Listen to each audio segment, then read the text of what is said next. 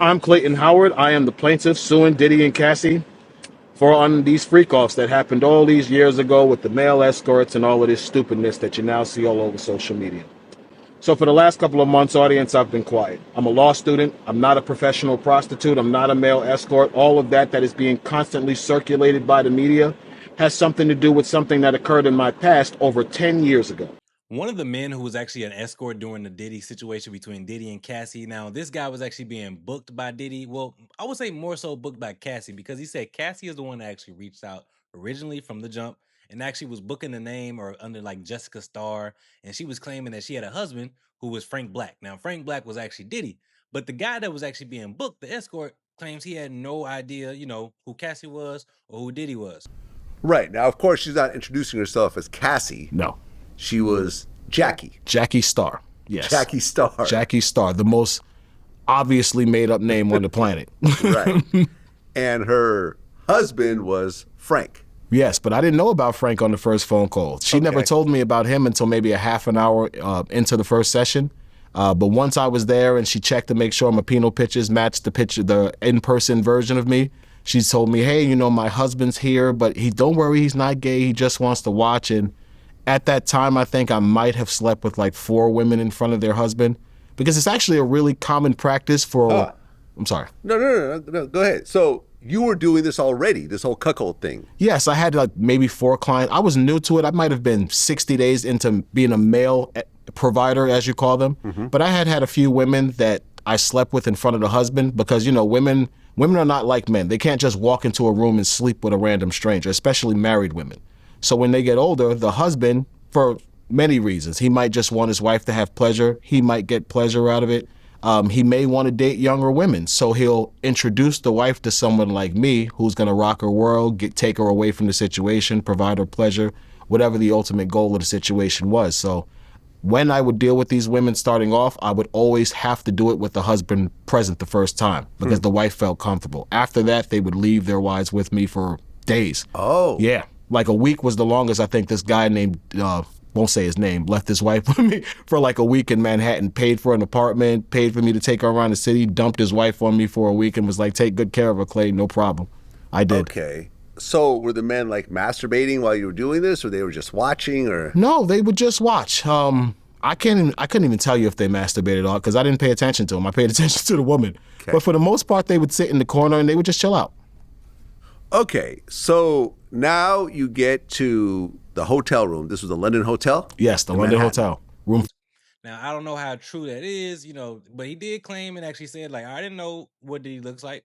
The dude was actually somebody that was on the streets. Apparently, like, not on the streets like homeless, but on the streets like somebody that was in the streets trapping, doing drugs, not doing drugs, dealing drugs, you know what I'm saying, just in the streets. He was a street guy. Went to jail, got out of jail, and had the opportunity where he can become an escort. He said, we get a call. Diddy, is a part of these situations where he's having intercourse with Cassie, and Diddy would just be in the corner watching. Now, like I said, he claims that he didn't know who Diddy was. He was just under the impression that this was Jessica Starr and Frank Black, the guys that were, the people that was booking him for this session.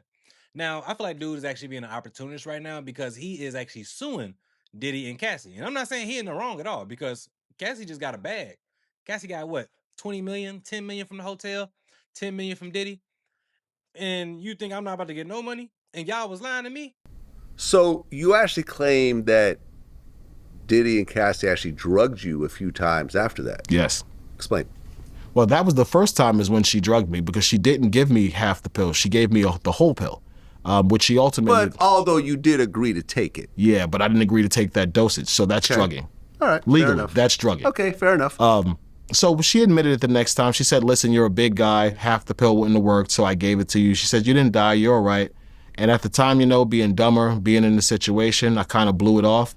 I always made sure I took drugs from her myself. If she gave me an E-pill, yeah, I'll take the E-pill, but give it to me. Let me figure it out. I'll take it.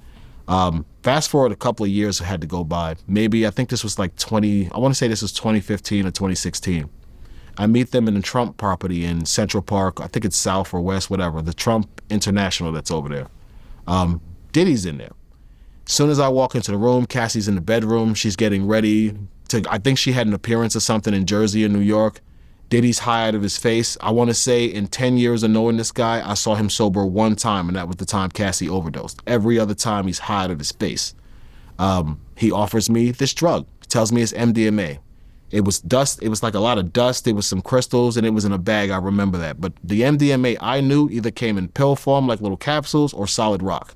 So I said, yo, you sure this is it? He says, yeah, man, this is MDMA. Don't worry about it. Vlad, oh my God. To this day, that had to be the worst experience I've ever had in my life of being drugged. He gives me this stuff. It might have took 15, 20 minutes. My stomach started hurting. I started sweating profusely. I fell to the floor, ended up crawling in the bathroom, throwing up for maybe 20, 30 minutes. Finally, once I stopped throwing up because I had nothing left in me to throw up, I go out. I can't stop sweating. I'm shaking. He sees me when he comes out of the bedroom. He says, yo, are you all right? Hell no, I'm not all right. I think whatever you gave me messed me up bad. Cassie sees me. What's wrong with him? Why is he shaking? Why is he sweating like this? Yo, he can't handle the drug. You know, he a lightweight. This is what Diddy tells her. She says, yo, what did you give him? He said, I just gave him the pink shit. And I said, yeah, he gave me some Molly. She looked at him like she was pissed off. She said, yo, that's not Molly. And she just walked away. So I told him, I said, listen, I need to go. He said, all right. He gives me $1,500. And he said, yo, get in the cab, go right home. No fucking care and concern. Like, you know what? Let me tell somebody to put you in the cab. None of that. He puts me out, and I think I was like the 60th floor. I was on a high floor of the Trump building because I remember I was like so messed up and high and paranoid. I actually walked down the stairs of this building just because I didn't want to wait for the elevator. Wait, you went down 60 floors? I went down a lot of floors. That's I can't say it was crazy. 60, but because Diddy's in the penthouse suite, so he was on a higher floor. I walked down all of these staircases until I got to the bottom, and then I flew past the front entrance of the hotel, tried to flag a cab. I want to say the concierge in front of the hotel, they see me sweating in December, pouring sweat. They're staring at me. So I just start walking down Broadway. I walk from Columbus Circle to Union Square, which is like 14th Street. Now, I'm not saying how true this is that bro didn't know that it was actually Diddy, or he didn't know that this was Cassie. I don't know. It was like 2009. I don't know if he didn't do no research, didn't do no Googles back then. Listen, hey, I don't know. But all in all, I feel like the whole thing is, bro, I need some money. You know, Diddy did wear disguises. He did admit that. He did say Diddy was wearing a lot of disguises during the time they met. So, and it was dark, you know what I'm saying? So maybe he didn't know that was Diddy. Well, for 2 years, you had no idea that this was Diddy or Cassie? No idea. I thought Diddy was a pimp, but I thought he was a higher standard of pimp who knew how to have his girls model and do things like this because he was intelligent. I could tell the guy was intelligent, but I never thought it was Diddy. Never in a million years would I have thought it was Sean Combs who was sitting in the corner whacking off. And that's because he had a disguise every time? Every time he would wear it wouldn't matter how hot the room was because we would have tea candles in there. Some of these penthouses would have fireplaces like the Gramercy Park Inn. They have a lot of fireplaces. And it would be hot in here. This guy he'd take the baseball cap off sometimes.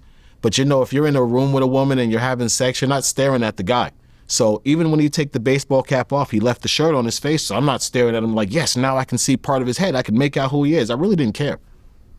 But I say this to say, like, bro is not in the wrong. Like, maybe he is being an opportunist. Maybe he is in a situation where, okay, I enjoyed it. I was getting paid at the time and it was good, but shorty, I'm gonna need something. Y'all not finna the stuff that I was put through 15 years ago, and I don't know this dude's situation right now. He says he's currently a law student, but if Diddy, you just paid Cassie about 10 million, bro, you could throw me some money too, because y'all was clearly lying and coercing me to think one thing and it wasn't that. Audience, Cassie admitted to sex trafficking me. Cassie admitted to lying on me. Cassie admitted to creating an environment that was completely deceptive of the truth of the narrative that what was going on, at least to me. People, by all legal terminology, that's coercion.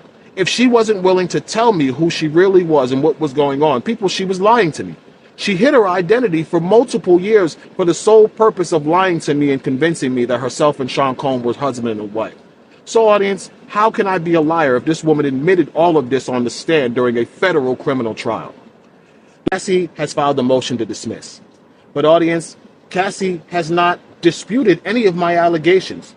Her motion to dismiss attacks me on timeliness of the allegations, stating that, because it happened X amount of years ago, now it's too late to charge her or seek action against it. Her motion to dismiss tries to use a text message sent by me to her husband trying to respect her marriage and not blow her up for the cum dumpster she actually is. So I think dude is really in a situation where he's trying to let it be known, like, all right, I am a victim in this because I was lied to. I was not, I was not told the truth about the situation.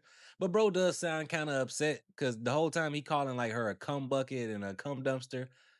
Hey, I mean, he just feels like, and that's like when people make them type of statements, that's more so like an emotional thing. Like, all right, bro, you like was emotionally a little bit attached to this woman, so maybe that's why you're getting your personal feelings tied into this.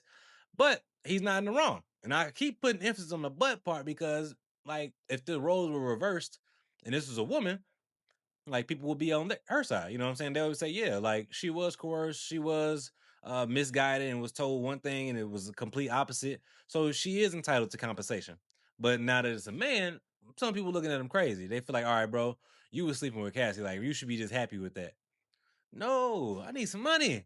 Like times is hard, baby. It's 2026. This happened back in '09. And he was, he was like her escort for years, like maybe like 2 or 3 years, sleeping with her throughout the time. And like when the trial started to happen and more escorts started to get booked, he claims like, bro, I really wasn't like no escort. I'm just a normal guy off the street. But oh no, bro, that was your job at the time, so that's what it was. I don't know. Dude do seem like a little like kind of tender about it. No, maybe he did catch feelings for the woman and things didn't go as well. I don't know if he thought he was gonna be able to cuff Cassie or what, but like that wasn't gonna happen. And he actually spoke about a situation as well where it's just like he would even witness some of the domestic situations that Cassie was going through with Diddy. And then at one point he did attempt to try to stand up and say something, but Diddy just got such an aura that he knew that, all right, if I say anything or do anything, this is probably gonna be bad for me. And he didn't even know that was Diddy at the time. So it's like you just you definitely was being tender about a girl because that wasn't your situation, that wasn't your place. And he realized that quickly. I don't know, but I feel like I said, I feel like dude really, he's being an opportunist, but we all are. If this is your opportunity where you could try to get a bag out of somebody that's up millions and they put you through a situation, and Cassie, if you feel like you was a victim, like, but you was the one calling me to come pull up here and be a victim with you, I'm gonna need some compensation. I'm entitled to something. So I feel like Clayton is in the right about that. I don't know. Y'all gotta let me know what y'all think down in the comment section down below. What do y'all feel about this situation? Do y'all feel like Clayton is in the right to be able to go, make this lawsuit against Cassie and Diddy to try to get some money for it because he felt like he was lied to, he felt like he was coerced, and he just was not told the truth about the whole situation? Or do y'all feel like he's in the wrong and just trying to just be a leech and just try to make a quick come up because it's what I'm saying, that's the trend right now. Like it's like the opposite Me Too movement where he's speaking out about some allegations where he feel like he was done wrong. What do y'all feel about that situation? Let me know down in the comment section down below. Listen, if you watching right now, we almost at 5,000 subscribers. We on the road to 5,000 subscribers. So I really appreciate y'all watching. If you watching right now, also, you want to watch another good video, go ahead, tap into the ones that I'm going to have right here above for y'all. You can go ahead, check them too. Also, hit that subscribe button for your boy. And I'm going to catch y'all in the next episode. Also, hit that like button because when you hit that like button, it's a hype button right there that's going to pop up as well. And when you hit that, that's how you help small creators like me get into the algorithm. And it really helps. So I appreciate y'all. Until next time, one more time, drop down in the comment section. If you watch right now, you haven't already, hit that subscribe button for your boy. I really appreciate y'all. Until next time, peace. And we out.